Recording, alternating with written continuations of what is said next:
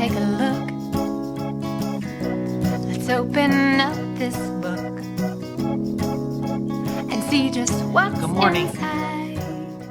Children's time at Oakhurst Presbyterian Church, and I'm Pastor Heather, and we are in another week of Black History Month. And so this week, we're not going to look at a specific scripture, but look at the life of Jesus and think about how many times he stood up for people. And he took risks, and people were not kind to him. Today's book that we're going to read about is about children who followed in Jesus' footsteps, who stood up, were brave. People were not kind. In the Civil Rights Movement, I didn't know about the story of the Children's Crusade. On May 2nd, in 1963, in Birmingham, Alabama, there was the beginning of a protest with 1,000 children, many of which who were jailed. So I want us to know that story, because as kids, sometimes we think that we can't make that change. We can't do things. You'll hear in the story about the struggle of these kids that know that their parents can't do it alone, and they want to be involved. And so maybe for you, it's not being involved in a protest, but hearing that voice inside of you that says, I want to do something. That is God inside of you calling you to take action. Just like the disciples did, just like Mary did, and Martha, and so many women in the Bible. And to tell the stories. And that your story can be part of this big God story. So let's listen to Let the Children March.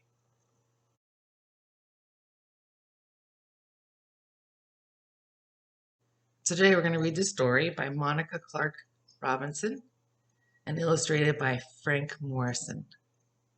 As we learn the story of these brave children and their parents and how they worked with Martin Luther King to work for freedom.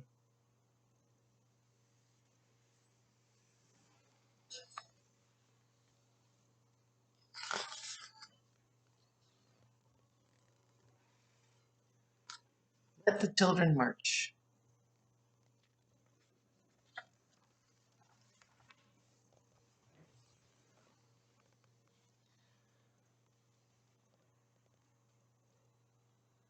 Birmingham, Alabama, 1963. I couldn't play on the playground with the white kids. I couldn't go to their schools. I couldn't drink from their water fountains. There were so many things that I couldn't do.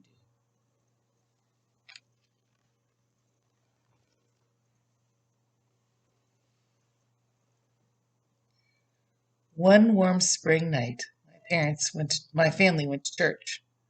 We weren't there to have regular service. We were there to hear Dr. King. We were there to plan. We wanted to raise an army of peaceful protesters to fight for freedom. His brown eyes flashed fire and love. Dr. King told us the time had come, we had to march. If I march, Mama, Mama said, I'll lose my job. Sure enough. I can't march, Daddy said. I've got a family to feed. The weight of the world rested on our parents' shoulders. But this burden, this time, didn't have to be theirs alone.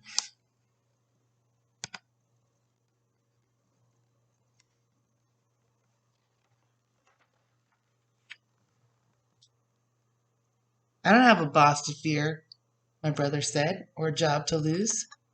We can march this time. We'll be Dr. King's army, I said. It's fine, Daddy. I promised. Promise. Don't worry, Mama.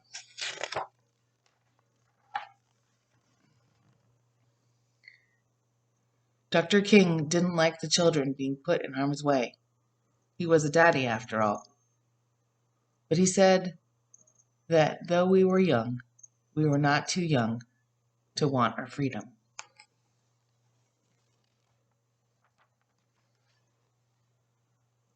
So on May 2nd, A sunny Thursday. Boys and girls, brothers and sisters, cousins and friends, we all met at the church, dressed in our best and feet ready.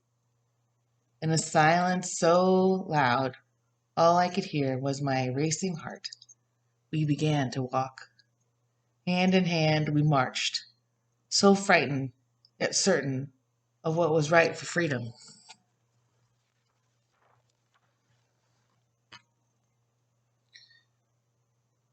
Would I be hurt?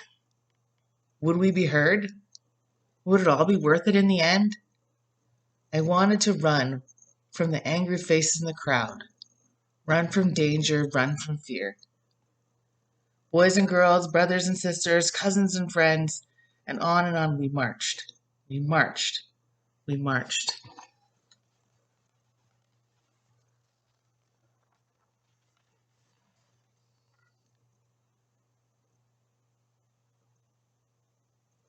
Hate dogged my heels all day as yellow canines' sharp teeth, but courage walked by my side, keeping me going. Disperse or you'll be jailed, the police shouted the first day. Disperse or you'll get wet, the police shouted the second day. Disperse or release the dogs, the police shouted the third day. We did not disperse.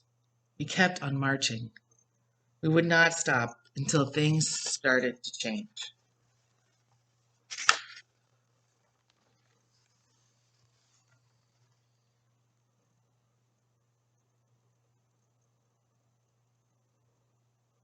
Handfuls of us went to jail on the first day, and even more on the second. My turn wasn't until the third day. After I was Those who sprayed have by no water record stronger of than what their anything I've ever forebears felt, have rough hands accomplished pushed me forward, lose their and I fell on my inspiration, knees which in the comes police from the wagon. teaching of I was going to biography and jail. history. Dr. King G. reassured our Woodson. parents. Don't worry about your children, he said. They're going to be all right.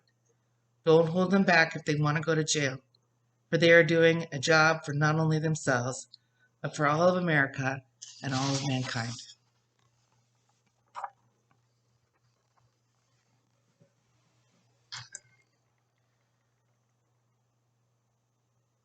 That night, crowded into a cell too small for even half the kids, we sang, "We shall overcome.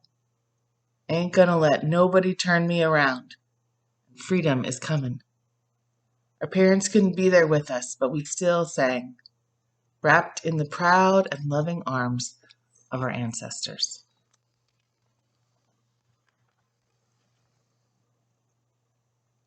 I was still in jail, but we heard the next day and the next, more kids marched. The water hoses they used to sting us could not stop our fierce tide.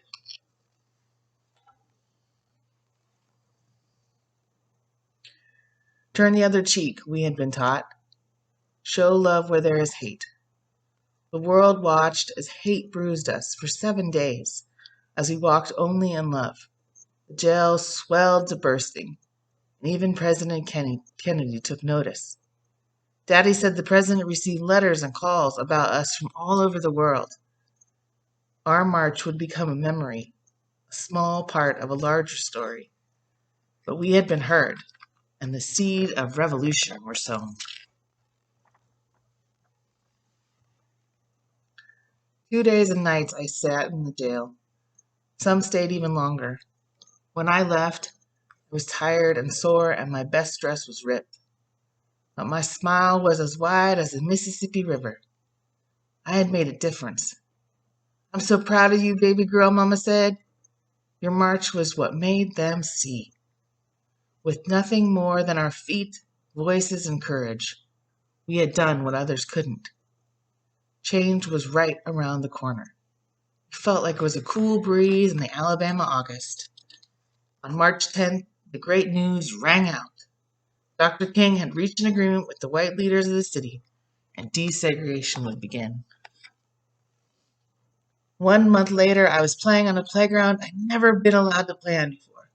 2 months later, my family ate dinner at a diner we'd never been allowed to eat in before. Our march had made the difference. We, children, led the way.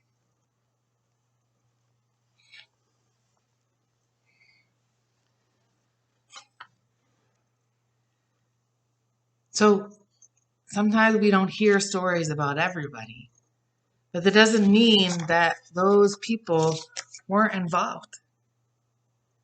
That those kids who were jailed, who were hosed, who saw bites from dogs, they were a part of the effort. And you too can be a part of the effort. It doesn't mean you have to go out and march. But you can write letters, you can call, you can show love to someone and help someone. Dr. Martin Luther King said that they were not too young to fight for freedom. And that is the importance of what Jesus believes in all of us too. That Jesus knows that all of us have gifts to work for justice. Those who are young, those who are old, those who are in between, those who look like me, those who look like you. You've all been given gifts. You just have to have the courage to be a part of that makes a difference.